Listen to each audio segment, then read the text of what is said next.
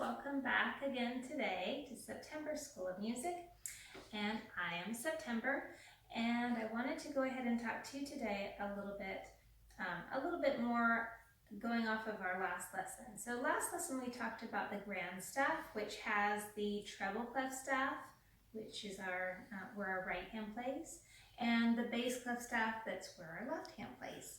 So today, that we would take just the top part, the treble clef staff, and talk about what that really means.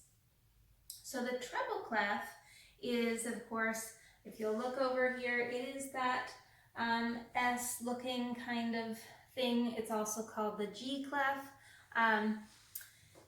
That's where our right hand plays, and the reason why that's important is because it tells us where our notes are. So once you know where the notes are on the keyboard, then the next thing that you kind of really have to know to be able to read music is you got to know what they look like on the page. So when you see a piece of sheet music, you've got to know what that means compared to what it means, how to find them on the keyboard. So we've touched that, I think, in that first mini class. About where the notes are on the keyboard, and so today we're going to start learning about where they are on the staff.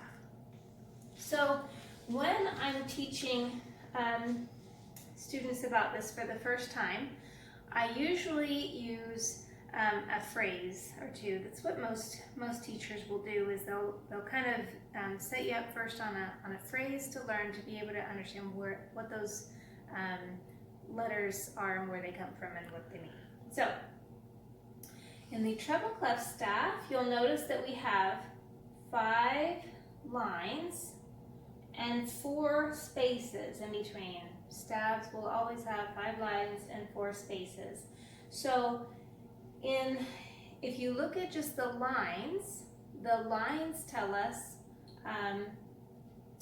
certain notes, and the spaces tell us certain notes. If you just go line by space by line by space by line by space, that's going to be walking up each and every note. So for instance, it starts here on E, F, G, A, B, C, D, E, F, and it could keep on going.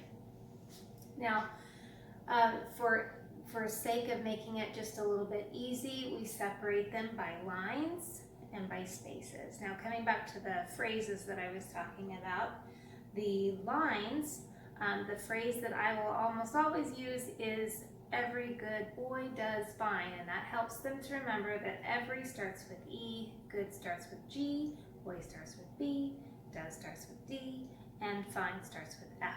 So that's thing number 1 to start out with, is to make sure that you remember what the phrase is. And then that way, if you're looking at a piece of music and you're like, oh, I just can't remember what that note is, well, you can walk up each of those notes by the phrase that you learned.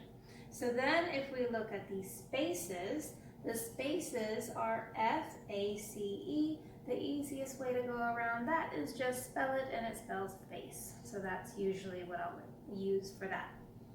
Now, last year I had a piano camp where we were talking about this, and the students came up with some doozies of some phrases. So I thought I would share some of that today.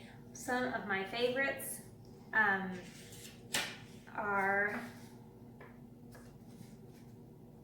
"every good boy deserves fortnight." Yes, my little Luke came up with that. "Every good boy deserves fortnight," of course. And then "every good boy denies fun" was another one. Okay, "Emily goes bananas doing Fortnite," that's another good one. Okay, so you can come up with your own, you can come up with whatever works for you. "Freddie always carries everything" could be your spaces. So anyway, there's a whole bunch of different things that you could do, and it's kind of fun at this stage in the game just to kind of come up with, something yourself. And, you can ask your kids whatever you want to do, come up with something that could fit in these, and then that could be more meaningful. The phrase can be more meaningful for you.